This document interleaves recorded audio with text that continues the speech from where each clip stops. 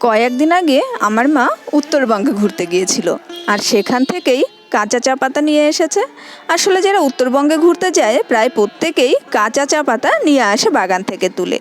তবে প্রায় প্রত্যেকেই চা পাতাগুলোকে কেটে শুকিয়ে চা তৈরি করে। তবে কারখানার লোকের থেকে মা শুনে নিয়েছিল কিভাবে চা পাতাটা রেডি করা যায়। তো তারা যে পদ্ধতি বলেছে আজকে সেই পদ্ধতিতেই চা পাতাটাকে রেডি করব। এতে করে চায়ের কালার এবং ফ্লেভার দুটোই নাকি ভীষণই ভালো হয়। আমি একদম অল্প করেই পাতা রেখেছিলাম, সেই পাতা দিয়েই বাড়িতে চা তৈরি করে নিয়েছি। তো চলুন দেখে নেওয়া যাক সম্পূর্ণ পদ্ধতিটা। তো এই যে দেখুন, আমি এই কটা পাতাই রেখেছিলাম। তো এই পাতাটা কিন্তু বেশ কচি পাতা। আমরা জানি কচি পাতার চা কিন্তু ভীষণ ভালো হয়, অর্থাৎ কচি পাতার চাটা কিন্তু বেশি টেস্টি এবং ফ্লেভারটা ভালো থাকে, দামেও বেশি হয়। যেহেতু প্লাস্টিকের ভেতরে করে এই পাতাগুলো নিয়ে এসেছে, তাই দেখুন একটু দাগ দাগ হয়ে গেছে। তো এটা কোনো সমস্যা নয়। তো পাতাগুলো দেখুন ভীষণই কিন্তু কচি। আপনাদেরকে আমি একটু পাতাগুলো ভালোভাবে দেখিয়ে দিচ্ছি সময় নিয়ে। তবে অনেকেই কিন্তু এই চা পাতা কুচি করে কেটে শুকিয়ে তারপরে চা তৈরি করে। তবে মা আমাকে যেটা বলল যে কারখানা থেকে শুনেছে চা পাতাটা থেতো করে নিয়ে শুকালে নাকি বেশি ভালো হয়। অর্থাৎ থেতো করার সময় চা পাতা থেকে একটু রস বেরোয় বেশি, আর এই কারণে ফ্লেভারটা বেশি ভালো হয়, আর কালারটাও হয় ভীষণই সুন্দর। তাই আমি পাতাগুলোকে কুচি না করে একটা হামানদিস্তার সঙ্গে পাতাগুলোকে থেতো করে নেব। এই থেতো করলেই নাকি চায়ের আসল ফ্লেভার এবং কালার দুটোই আসবে। তো একটু সময় নিয়ে থেতো করে নিতে হবে যাতে পাতাগুলো ভালোভাবে একদম পিষে যায়।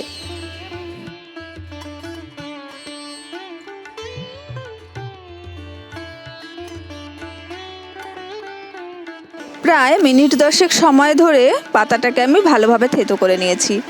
একটা বাটিতে ঢেলে আপনাদের দেখিয়ে দিচ্ছি। তবে এটা কিন্তু আমি একটা প্লেটে পাতলাভাবে রোদে দিয়ে রাখবো এক্ষুনি। অর্থাৎ এই সকালবেলা যদি আমি রোদে দিয়ে দিই, সারাদিনের রোদ পেয়ে পাতাটা একদম মুচমুচে হয়ে যাবে, একদম পুরো শুকিয়ে যাবে।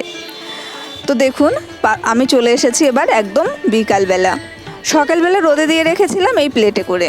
পাতাটা কত সুন্দরভাবে শুকিয়ে গেছে, আর কালারটাও চলে এসেছে একদম চা পাতার কালার। থেতো করার আধা ঘন্টা মতো পরেই দেখবেন চা পাতার কালারটা চেঞ্জ হয়ে যায়, অর্থাৎ লালচে লালচে কালার চলে আসে। যে কষটা বেরোয় চা পাতা থেকে সেই কালারটাই এসে গেছে। আর এই পাতা দিয়ে চা তৈরি করলে চায়ের কালার হবে আরও ভীষণ লাল বা খুবই সুন্দর একটা কালার আসবে। আপনারা আওয়াজ শুনে বুঝতে পারছেন কতটা মুচমুচে করে শুকিয়ে নিয়েছি এই পাতাটা। হাত দিয়ে চেপে চেপে একটু ভেঙে নিয়েছি। এবারে একটা জারের মধ্যেই পাতা রেখে দেব।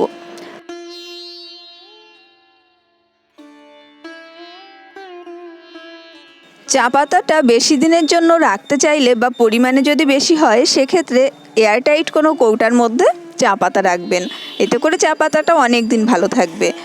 আর যেহেতু আমার কাছে অল্প চা পাতা রয়েছে, খুব বেশি দিন যাবে না, তাই আমি নর্মাল একটা জারের মধ্যে রেখে দিচ্ছি। তো চলুন এবার দেখে নেওয়া যাক এই চা পাতায় কতটা সুন্দর চা তৈরি হয়। এর জন্য আমি একটা পাত্র নিয়ে নিয়েছি চা তৈরি করার, আর কাপ মেপে 2 কাপ জল দিয়ে দিচ্ছি। 2 কাপ চা তৈরি করব, তাই ভর্তি করে 2 কাপ জল দিয়ে দিয়েছি। এবারে ইন্ডাকশানে বসিয়ে দিলাম জলটা ফোটা পর্যন্ত অপেক্ষা করব। তো জলটা ফুটে উঠেছে, একটু সময় নিয়ে জলটাকে ফুটিয়ে নেব। তবে যারা চিনি দিয়ে চা খান এই সময় চিনি দিয়ে দিতে পারেন, তবে আমি চিনি ছাড়াই চাটা তৈরি করছি। এবারে ভালোভাবে জলটা ফুটে যাওয়ার পরে সেই শুকিয়ে রাখা চা পাতাগুলো দিয়ে দেবো এর মধ্যে। খুব বেশি চা পাতা দেওয়ার দরকার নেই, জাস্ট অল্প পরিমাণে চা পাতা দিলেই কিন্তু দেখবেন কালারটা ভীষণ সুন্দর হয়ে যাবে। যদিও আমার একটু বেশি দেওয়া হয়ে গেছিলো চা পাতাটা, আরও খানিকটা কম দিলেও কালারটা আরও বেশি লালচে দেখা যেত। যেহেতু চা পাতাটা একটু বেশি দেওয়া হয়ে গেছিলো, তাই এই কালারটা একটু কালো এসে গেছিলো। তো যাই হোক, তো দেখুন এখনই বোঝা যাচ্ছে চা পাতার কালারটা বেশ সুন্দর হয়ে গেছে। এবারে ঢাকা চাপা দিয়ে আমি ইন্ডাকশানটা অফ করে জাস্ট 2-3 মিনিট অপেক্ষা করে তারপরেই চা ঢেলে নিচ্ছি একটা কাপে। আশা করছি আপনাদের বুঝতে কোনো অসুবিধা হয়নি। তো এরপরে যখন আপনারা উত্তরবঙ্গে যাবেন, তখন একবার চা পাতা নিয়ে এলে এইভাবে তৈরি করে দেখুন। কেটে শুকানোর পরিবর্তে একটু থেতো করে শুকিয়ে দেখুন, চায়ের ফ্লেভারটা হবে অনবদ্য। আর কালারটাও আসবে ভীষণই সুন্দর। তো আজকের মতন টাটা, দেখা হবে পরের রেসিপির সঙ্গে, সেই পর্যন্ত ভালো থাকবেন সবাই।